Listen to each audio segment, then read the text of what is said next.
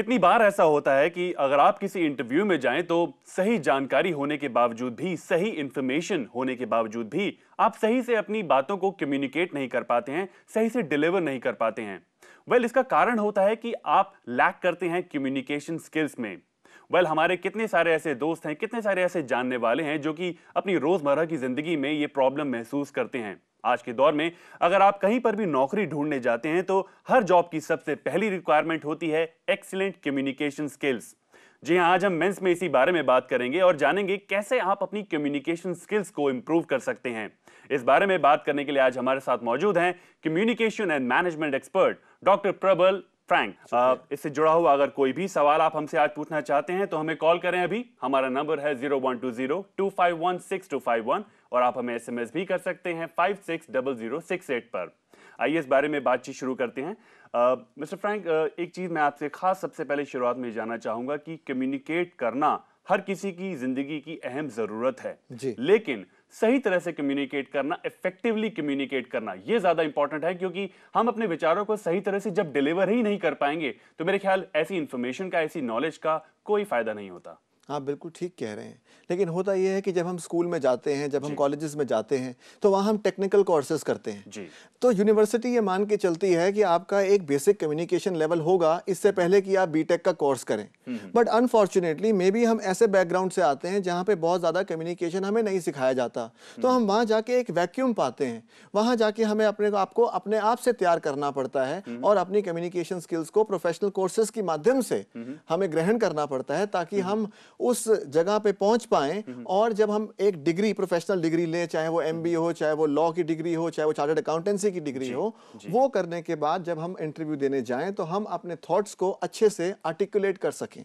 जो भी हम सोचते हैं उसको हम अच्छे से एक्सप्रेस कर सकें। चाहे मैं यहाँ पर ये जानना चाहूंगा आपसे कि कोई भी इंसान, कोई भी व्यक्ति कम्युनिकेट करने के दौरान किन दिक्कतों का सामना करता है? जी देखिए, सबसे पहले जब हम कम्युनिकेट करते हैं तो पहले हम एक सोचते हैं जी। तो हमारी सोच कहाँ तक है वो डिपेंड करता है कि हमारा एक्सपोजर लेवल क्या है, हमने किस किस सिचुएशंस को एक्सपीरियंस कर रखा है। ठीक है, हम अच्छा सोच पाए, जो आपने मेरे से पूछा मैं उसके बारे में सोचा, मैं सोच पाया, ये पहली चीज होती है। दूसरी चीज, मैं उसके लिए सही शब्द ढूंढता हूँ। मुझे समझ तो आ रहा है पर शायद मेरे को अंग्रेजी में जवाब देना है और अंग्रेजी में मेरे पास उस चीज के लिए शब्द नहीं आ पा रहा है, तो मैं क्या करूं? अब बात आती है सेंटेंस फॉर्मेशन की। ठीक है, थॉट भी है मेरे पास और मेरे पास शब्द भी है। उस थॉट को उस शब्द के जामे में, उस शब्द के कपड़े में मैं किस तरह से व्यक्त करूं? तो इसके लिए जरूरत पड़ती है हमें व्याकरण की या ग्रामर की, ताकि हम, और उसके बाद एक और पार्ट आता है, हमारे टंग जो है वो कितनी कंफर्टेबल है। अब आप एक व्यक्ति को देखें जिसने नई नई फ्रेंच सीखी है, नई नई हिंदी सीखी है, इधर आओ, बड़ा सोच समझ के उसकी जबान हिलेगी, कंफर्टेबल नहीं है। तो जब हम आराम से व्यवहारिक रूप में इनफॉर्मल तरीके से एक दूसरे के साथ एक लैंग्वेज में कम्युनिकेट करना शुरू करते हैं तब हमारी टंग कंफर्टेबल होती है। तो ये चार चीजें जरूरी हैं किसी भी बंदे को, किसी भी व्यक्ति को एक प्रॉपरली कम्युनिकेट करने के लिए। बहरहाल मैं एक चीज आपसे ये पूछूंगा कि दो लोग जिस तरह से बात कर रहे हैं, यहाँ पर मैं लैंग्वेज बैरियर के बारे में आपसे पूछूंगा कि फ्रेंच और जर्मन दोनों अलग अलग लैंग्वेज है, ये कहना ही गलत होगा कि दोनों आपस में एक दूसरे से इफेक्टिवली कम्युनिकेट कर पाएं अगर वो एक दूसरे की भाषा नहीं जानते हैं तो। लेकिन यहाँ पर मैं इस पर्सपेक्टिव में आपको लेकर जाऊंगा कि एक सेल्स एग्जीक्यूटिव है, एक रिलेशनशिप एग्जीक्यूटिव है, दोनों का बैकग्राउंड अलग है, दोनों का कम्युनिकेशन का जो स्किल है, जो लेवल है, जो सेट है वो अलग है। यहाँ पर कम्युनिकेशन में प्रॉब्लम आती है कि दोनों के उदाहरण अलग हैं, दोनों के नजरिए अलग हैं, तो कम्युनिकेशन में कहीं ना कहीं एक मतभेद जरूर आता है। जी, इसके लिए क्या करते हैं, कंपनी के अंदर बड़े सारे फंक्शंस हैं। एक किसी भी ऑर्गेनाइजेशन को व्यवस्थित रूप से चलाने के लिए बहुत सारे आयामों की जरूरत है। सेल्स एक आयाम है, एडमिनिस्ट्रेशन एक आयाम है, आईटी से रिलेटेड एक आयाम है। जैसे मिसाल के तौर पे हमारे टीवी चैनल के अंदर ही देखिए अलग अलग आयाम है।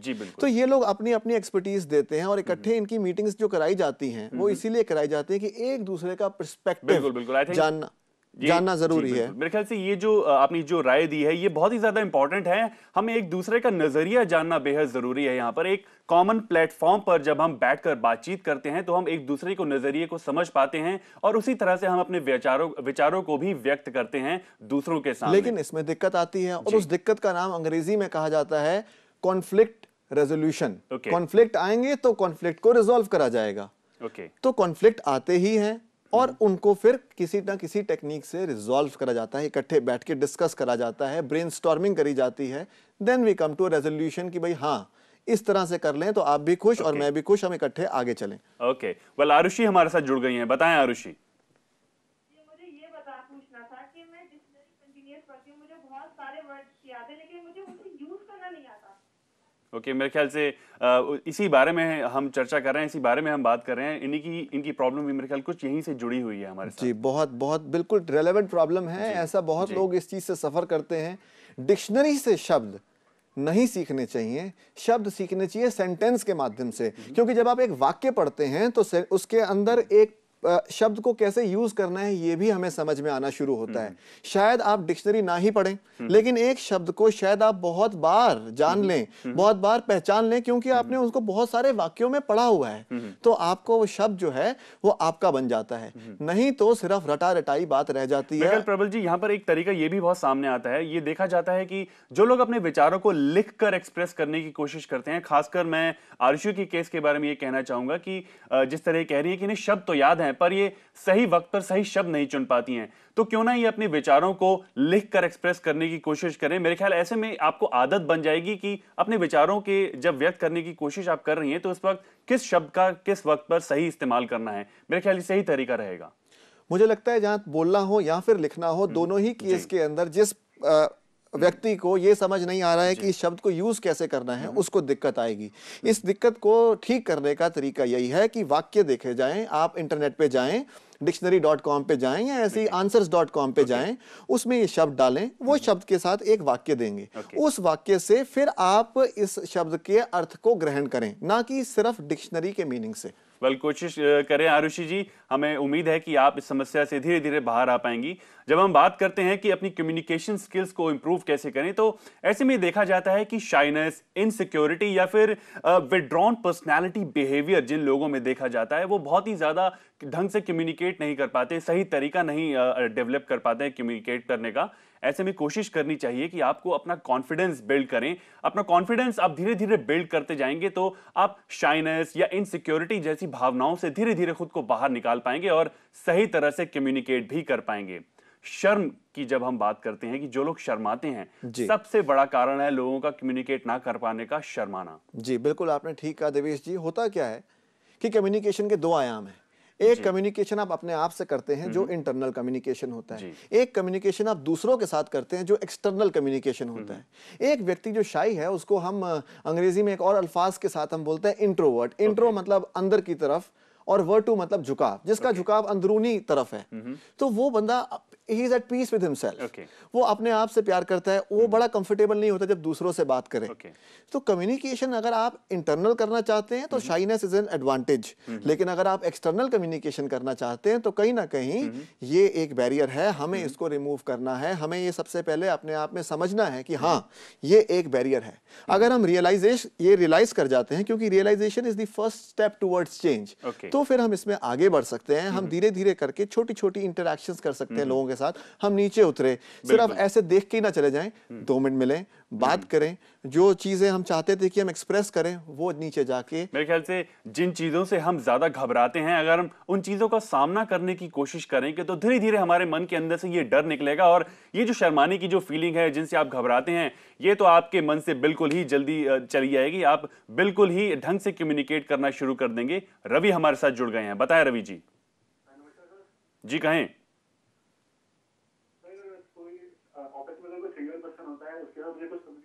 मुझे कोई प्रॉब्लम नहीं आती है। बट अगर एक से ज्यादा कोई बंदे होते हैं, कोई मीटिंग में प्रेजेंटेशन दी रहती है, उस टाइम तो मैं घबराया तो बहुत ज्यादा मतलब कॉन्फिडेंस लूज हो जाता मेरा। लेकिन अगर कोई 1 to 1 पर्सन से मुझे बात करनी है, मैं तो बहुत कंफर्टेबल होता हूँ, मेरी कम्युनिकेशन वगैरह सब कुछ ठीक आती है। बट जहाँ पे मतलब नंबर ऑफ पर्सन ज्यादा हो जाते हैं, वहाँ मैं बहुत प्रॉब्लम फील करता हूँ। जी रवि जी, समझ पा रहे हैं कि आप बहुत ही ज्यादा, एक तरह से देखा जाए तो मन के अंदर घबराहट है आपके अंदर, आप ग्रुप के अंदर सही तरह से कम्युनिकेट नहीं कर पाते हैं। एक ब्रेक लेंगे यहाँ पर और कोशिश करेंगे आपको सही जानकारी देने की। बने रहें हमारे साथ।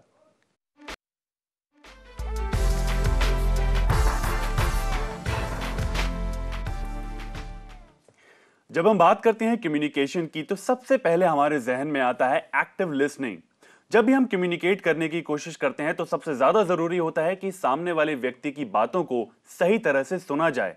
अगर हम उसे सही तरह से सुनेंगे ही नहीं तो हम जवाब कैसे देंगे? तो जरूरी है कि हर बात को सही तरह से, पूरी तरह से सुनकर ही आप सही तरह से कम्युनिकेट करें।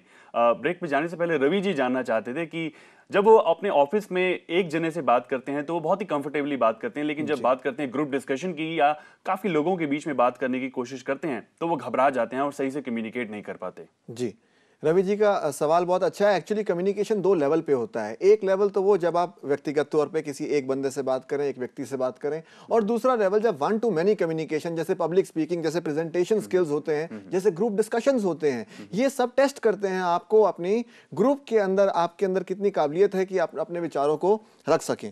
तो जब आप एक अच्छे कॉलेज में जाते हैं, आप वही चीज जो आप डिग्री ले रहे हैं कॉरेस्पॉन्डेंस से भी कर सकते हैं, लेकिन एक अच्छे कॉलेज में क्यों जाते हैं? एक अच्छे कॉलेज में इसलिए जाते हैं क्योंकि कॉलेज आपको एक ऐसे पार्टिसिपेटिव एक्सरसाइजेस देता है जहां पे आप ये सीखते हैं कि मैं अपने विचार और लोगों के साथ कैसे सहमति से रखूं। लेकिन यहाँ पर रवि जी को ऐसा अपनी जीवन शैली में क्या अपनाना चाहिए या अपने लाइफस्टाइल में ऐसा क्या चेंज लाएं जिससे वो कम्युनिकेट करने की इस समस्या से बाहर आ सके? अगर तो वो कोई कोर्स कर रहे हैं या कोई कोर्स करना चाहते हैं तो अच्छी जगह से कोर्स करें, अच्छे कॉलेज से जगह से कोर्स करें, या फिर अगर वो अपने कोर्सेज कर चुके हैं तो फिर वो एक पब्लिक स्पीकिंग का या ग्रुप डिस्कशंस का कोर्स करें, जिससे उनको एक ग्रुप मिलेगा जिसमें वो अपनी बात कह सकेंगे और पार्टिसिपेट कर सकेंगे और प्रैक्टिस कर सकेंगे इस चीज को। बिल्कुल। और मेरे ख्याल साथ ही साथ अगर आप अपनी रोजमर्रा की जिंदगी में लोगों से अपने विचारों को शेयर करने की कोशिश करें, शुरुआत आप अपने दोस्तों से कर सकते हैं। अपने दोस्तों के बीच में जितना खुलकर बात करेंगे उतना ही आपको ग्रुप के अंदर बात करने की आदत बनती ही जाएगी। मीनाक्षी जी भी हमारे साथ हैं, बताएं मीनाक्षी जी।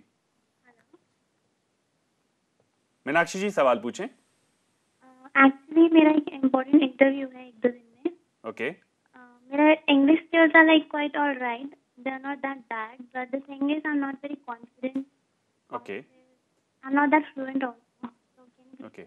मेरे ख्याल इनकी समस्या बहुत ही जेन्युइन है। इन्हें एक इंटरव्यू देना है और ये जानना चाह रही है कि मेरी इंग्लिश बहुत ज़्यादा अच्छी नहीं है, पर ये कॉन्फिडेंट पूरी तरह से नहीं है। जी, कई बार ऐसा होता है कि हम बहुत सारे ग्रामर पढ़ते हैं और ग्रामर पढ़ के कोशिश ये करते हैं कि हम अंग्रेजी फ्लुएंटली बोल लें, लेकिन ये बिल्कुल वैसा ही है कि जैसे अगर आपको साइकिल चलानी हो और साइकिल के ऊपर एक किताब दे दी जाए, आप किताब तो सारी जान गए, साइकिल तो सारी जान गए, पर जब चलाएंगे तब थोड़ी दिक्कत आएगी, थोड़ा गिरेंगे तो अपने आप को संभालेंगे तभी साइकिल चला पाएंगे। इसीलिए मैं ये कहूंगा कि आप इंग्लिश के मूवी चैनल्स या जहां पे इंग्लिश के सीरियल्स आते हैं रोज 5 से 10 मिनट देखें और देख के जो वो बोला जा रहा है उसको उसी तरह से बोलने की कोशिश करें, तो आप पाएंगे कि कुछ ही दिनों के अंदर आपका कॉन्फिडेंस लेवल बहुत बढ़ गया है। ओके। वेल, यहाँ पर मेरे ख्याल से अगर किसी भी इंटरव्यू में आप जाना चाहते हैं तो बहुत ही ज़रूरी होता है कि आप थोड़ी सी प्लानिंग ज़रूर करें और कोशिश करें जिस कंपनी के बारे में आप जिस कंपनी के लिए आप इंटरव्यू देने जा रहे हैं उस कंपनी की थोड़ी जानकारी अपने पास रखें, ताकि अगर इंटरव्यूअर आपसे कुछ और एक्स्ट्रा सवाल पूछे अपनी कंपनी के बारे में तो आप हाजिर जवाब रहें, आप जवाब से हटे नहीं, आपको जवाब मालूम हो उस टॉपिक के बारे में।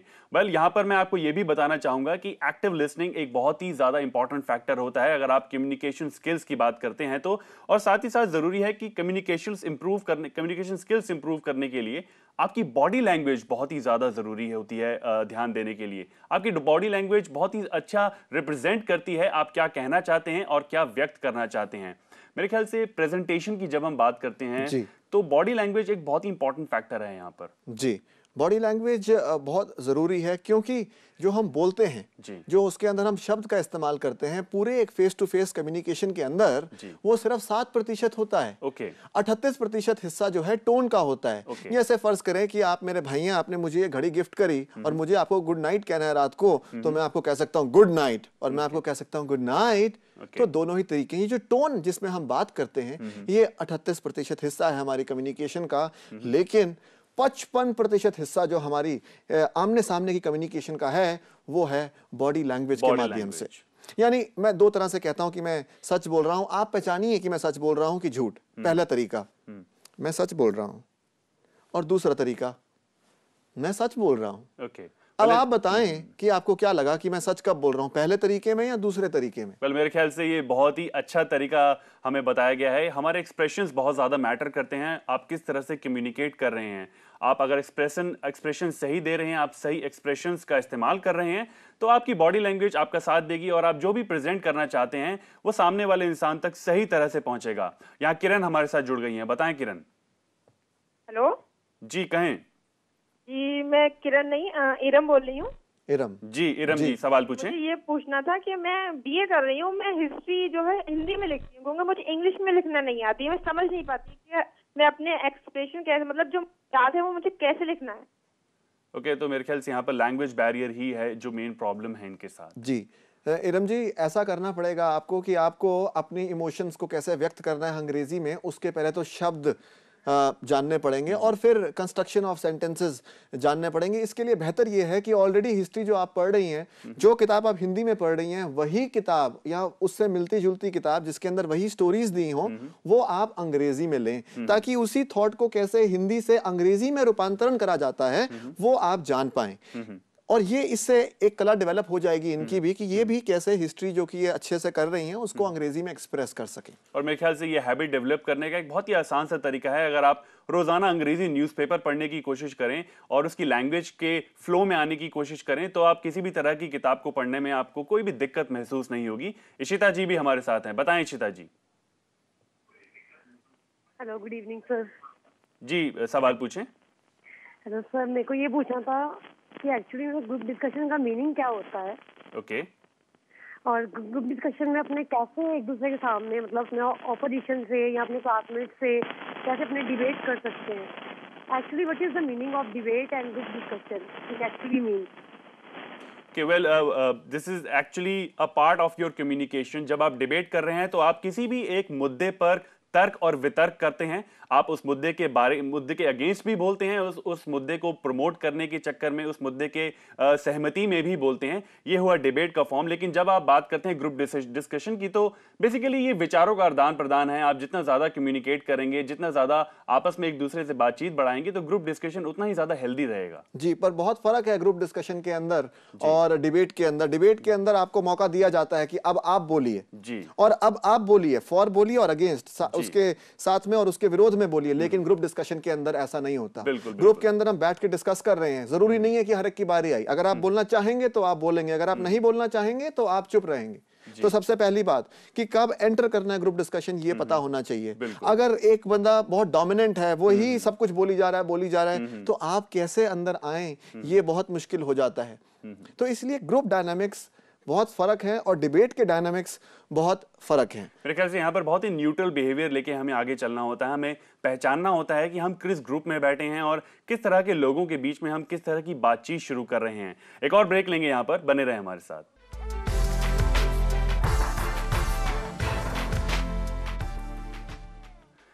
कम्युनिकेशन का सबसे इंपॉर्टेंट हिस्सा होता है is to deliver what you think, यानी आप जो सोच रहे हैं, जो आपके मन में चल रहा है, उसे आप डिलीवर करें। कई बार ऐसा होता है कि हम प्लान करते हैं, हम बहुत सारी प्रोसीजर्स बनाते हैं, किताबों में लिखते हैं, लेकिन हम उसे लोगों तक डिलीवर नहीं करते। अगर हम डिलीवर ही नहीं करेंगे तो वो कम्युनिकेशन कहाँ से कहलाएगी। कोशिश करें आप जो भी प्लानिंग करते हैं उसे आगे फॉरवर्ड करें ताकि आपके जो सबॉर्डिनेट्स हैं, आपके जो कलीग्स हैं, वो सही तरह से इंफॉर्मेशन ले पाएं और उसे फॉलो भी कर पाएं। एक बहुत ही इंपॉर्टेंट एस्पेक्ट मैं यहाँ आपसे जानना चाहूँगा। कुछ लोगों के अंदर मन में ये धारणा होती है दैट आई एम राइट, यानी मैं जो भी कह रहा हूँ वो सही कह रहा हूँ और अगर कोई मेरी बात काटने की कोशिश कर रहा है तो वो गलत कर रहा है। मेरे ख्याल से यहाँ पर एक बहुत ही नेगेटिव कम्युनिकेशन का तरीका लोग अपनाते हैं। इस तरीके को किस तरह से हटाया जाए और वो लोग इस आदत से कैसे बाहर आएं? How to present yourself, हम अपने आप जो बात कहना चाहते हैं उसको कैसे रखें जी, ये हम कहते हैं ज्यादा जरूरी है कि आप क्या रखें से। जी। How you speak is more important than what you speak. आपने बड़ी बार देखा होगा कि एक टीवी एंकर जब सवाल पूछता है तो जो व्यक्ति जिसने आंसर देना है उसको बुरा लगता है। दूसरा टीवी एंकर जब वही सवाल पूछता है तो आप कंफर्टेबल महसूस करते हैं क्योंकि आप ऑफेंडेड महसूस नहीं करते।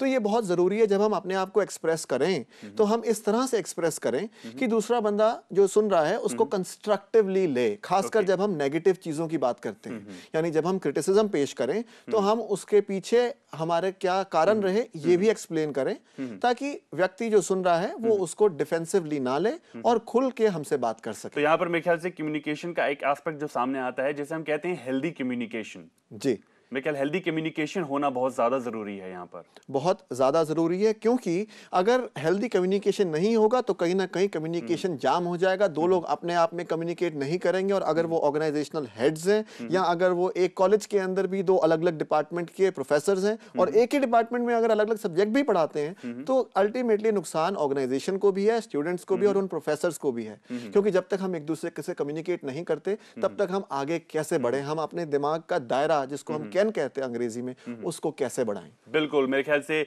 इस बात का ध्यान रखना बेहद जरूरी है कि हम अपनी सोच का दायरा बढ़ाएं। हो सकता है आप सही हो सकता है कि आप जो प्लानिंग कर रहे हैं वो भी सही हो, लेकिन यह भी हो सकता है कि आप ही का कलीग कुछ और बेहतर प्लानिंग के साथ बैठा हो, उसके पास कुछ बेहतर प्लान हो। क्यों ना उससे डिस्कस करें और कोशिश करें कि उन सारी प्लानिंग्स को मिला जुलाकर एक सही तरीका निकालें जिससे आप कम्युनिकेशन के साथ साथ अपने प्लान्स और प्रोसीजर्स को भी इफेक्टिवली इंप्लीमेंट कर सकें। क्रिटिसिज्म की अगर बात करते हैं, क्रिटिसिज्म लोगों से देखते हैं कई बार बर्दाश्त नहीं होता और कम्युनिकेशन के दौरान जब कोई क्रिटिसाइज करने की कोशिश करता है तो बहुत ही नेगेटिवली लिया जाता है। जी, तो इसमें क्या है कि जैसे हम ज़्यादा एक्सपोजर करते हैं अपने आप को, लोगों के साथ ग्रुप डिस्कशन में लाते हैं, तो हम देखते हैं कि जब भी हम कोई बात रखें ना, कुछ लोग तो ऐसे हैं जो हमारे को समर्थन देंगे और कुछ लोग ऐसे हैं जो हमारे को समर्थन नहीं देंगे। धीरे धीरे करके हम अपने आप को एक ऐसी स्टेज पे लाते हैं जिससे हम समझना शुरू करते हैं कि जो हमें क्रिटिसिज्म मिल रहा है उसको हम पॉजिटिवली लेके देखें पहले कि क्या इसके अंदर कुछ तर्क हैं, और अगर कुछ तो हम अपने आप को समझाएं, ओपन अप हो न्यू आइडियाज के लिए ताकि हम उससे बेनिफिट उठा पाएं। सारे एंगल्स एक ही बारे में सोच लेना पॉसिबल नहीं होता है, इसलिए जो क्रिटिसिज्म करते हैं वो हमारे वैल्यू एडिशन करते हैं हमारे थॉट प्रोसेस के अंदर। इनफैक्ट मेरी तो अपनी पर्सनल ये एक प्रणाली है काम करने की कि कोई भी आइडिया आता है, कोई भी हम प्लान बनाते हैं तो पहले अपने मेंटर्स के पास जाके, इसलिए बहुत जरूरी है हमारे पास मेंटर्स वो रखते हैं, उनकी बातें सुनते हैं, क्रिटिसिज्म भी सुनते हैं, पॉजिटिव पॉइंट्स भी सुनते हैं, लेकिन क्रिटिसिज्म हमें at the end of the day कुछ सिखाते हैं। पॉजिटिव पॉइंट्स तो हमारे प्लान में होते ही हैं। मेरे ख्याल से ये काफी बेशकीमती बात कही आपने यहाँ पर। आज के प्रोग्राम में इन सभी बातों के लिए, इन सभी महत्वपूर्ण बातों के लिए बहुत बहुत शुक्रिया। Thank you very much. The most important part of communication is to hear what isn't being said. यानी कम्युनिकेशन के दौरान सबसे इंपॉर्टेंट होता है ये जानना कि आप इस मोड में आ जाएं कि आप सामने वाले की बात बिना सुने बिना कहे ही समझ जाएं, यानी आंखों की भाषा को समझ जाएं। अगर आप इस लेवल पर आ जाते हैं तो मेरे ख्याल से आप सबसे अच्छी तरह कम्युनिकेट कर पाएंगे और बहुत ही अच्छी तरह लोगों की बातों को समझ भी पाएंगे। आज मैं इसमें इतना ही। सुबह प्रज्ञा लाइफ में हम बात करेंगे सुंदरकांड के महत्व के बारे में। अगर आपने इस प्रोग्राम को मिस कर दिया है तो आप इसे वेबसाइट पर देख सकते हैं www.pragyatv.com पर। अब मिलते हैं कल सुबह, तब तक के लिए शुभ रात्रि।